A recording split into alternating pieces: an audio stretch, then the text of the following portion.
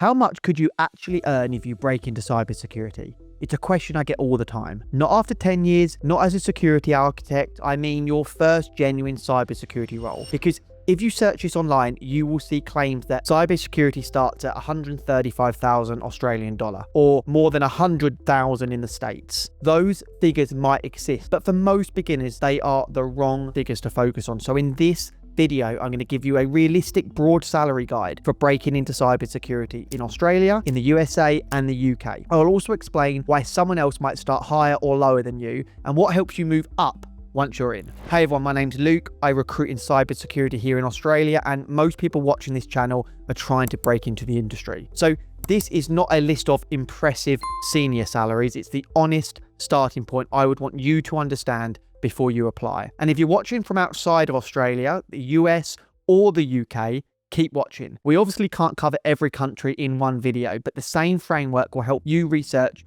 your own market. Now, before we get into the numbers, these are broad guide ranges, not guarantees. Cybersecurity is not one job, and salary changes with the role, with your previous experience, the employer, your location, and whether the figure is base salary or a total package. But let's get straight to it, and let's start with Australia. Now, for a genuine first cyber role, I would use roughly 70,000 Australia to 90,000 Australia base as a realistic broad guide. If you want one simple anchor, think around 80k. That could be a junior SEC analyst role, a level 1 SOC role, a graduate cyber role, or a junior position in governance, risk and compliance, GRC. Now, some trainee or security adjacent support roles will pay less. Some employers in the bigger cities will pay more. If you already have useful experience in, let's say, IT support, networking, cloud identity, audit, or risk management, you may also enter above that rank. Now, as a real world check, a current Australia government cyber graduate program starts in the low to mid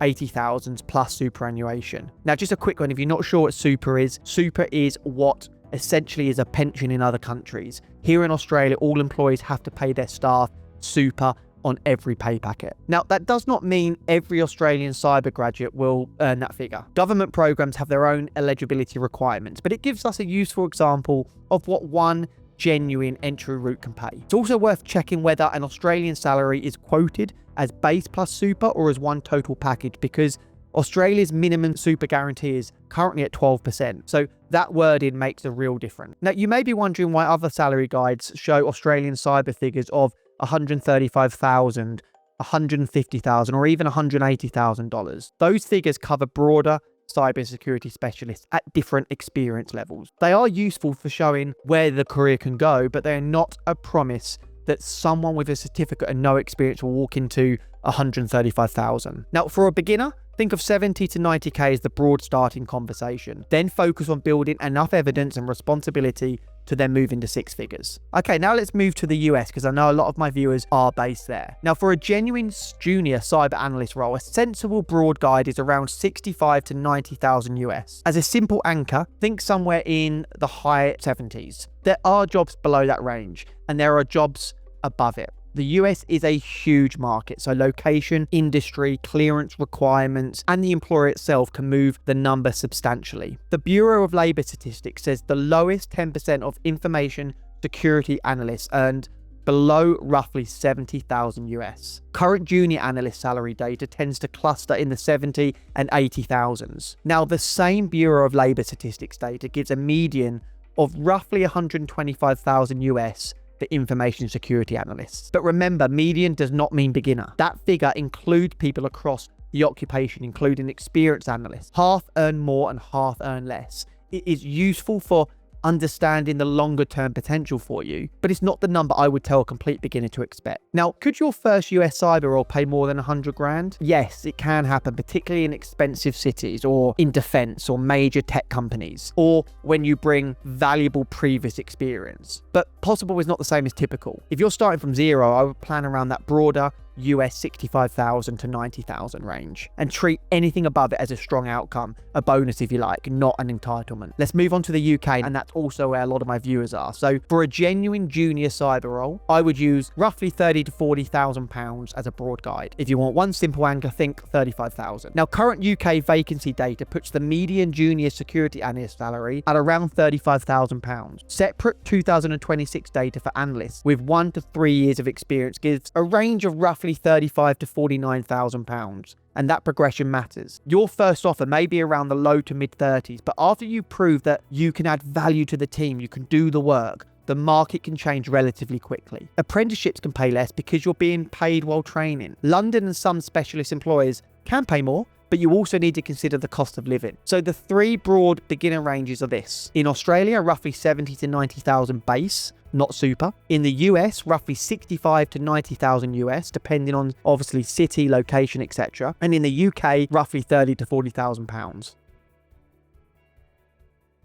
Now, it's important not to convert those figures into one currency and declare a winner. You've got tax, housing, healthcare, superannuation, pensions, annual leave, and all other benefits that can affect what the offer is actually worth. Remember that. I can tell you as a recruiter, I've seen so many deals go through where different companies offer different things. Some offer lower base salaries with much higher bonus potential or really excellent benefits, where some are the opposite. Some pay much higher base salaries with not as much bonus potential. So it's worth thinking about that. And more importantly, your first cyber salary will depend heavily on what you did before cybersecurity. If you're a complete grad, for example, it's going to be different if you have worked in a service desk or managed user accounts or supported networks. Maybe you've used cloud platforms or completed audits or even handled business risk, because you're not necessarily starting from zero. You are changing direction, and some of your experience may transfer, which means you're not starting from scratch. Even though you may be new to cybersecurity, you do bring life skills and also transferable skills that can add value to that business. That is why two people getting their first cyber title can receive very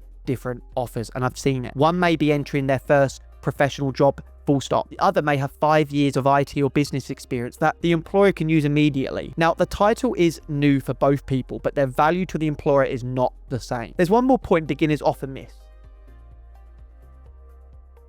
Your first step into cybersecurity does not have to be a job with the word cyber in the title. An example would be a service desk role where you manage access, or you investigate suspicious emails and work with endpoint tools that become a security pathway. The same is true of networking, cloud support, identity, administration, technology risk, and audit. A direct junior cyber role may pay more, but it may also be harder to win without that practical experience. So please, whatever you do, do not judge an opportunity only by the first salary. A role paying slightly less but giving you hands-on access to security tools, good mentoring, and a clear review after 6 or 12 months could be a lot more valuable than a high-paying role where you learn very little. Try and think of the big picture. When you interview, ask what you will actually do in your first 3 months. Ask which tools you will use, who will train you, how performance is measured, and where people in that role usually progress to. You are looking for 2 things: a fair starting salary, but evidence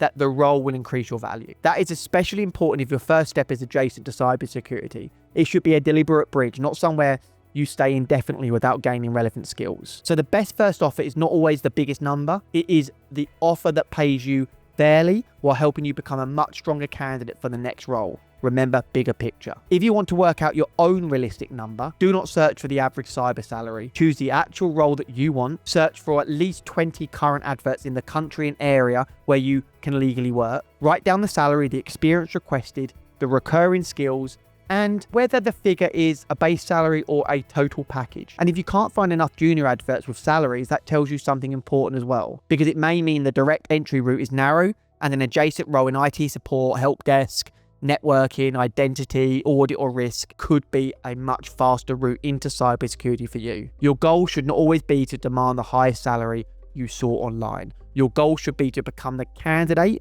who can prove they are ready for the responsibility attached to the role. Salary usually follows evidence. So show that you understand the work and build relevant projects, learn to explain your decisions, connect your previous experience to the employer's problems, and that is how you get through the first door. And it's also how you move beyond that beginner salary once you're inside. Now, if you need help choosing the right cyber path and building that evidence, take a look at my cybersecurity job ready blueprint. I'll leave the link below. It has everything in there that you need to help get your foot in the door in cyber. Also, let me know in the comments which country you're watching from and which first cyber role you're aiming for. Your first salary matters, but getting onto the right pathway matters even more. As always, thanks for watching. I hope you found this useful. Remember to join our community and subscribe if you do. Keep leveling up your career. I'll see you on the next video.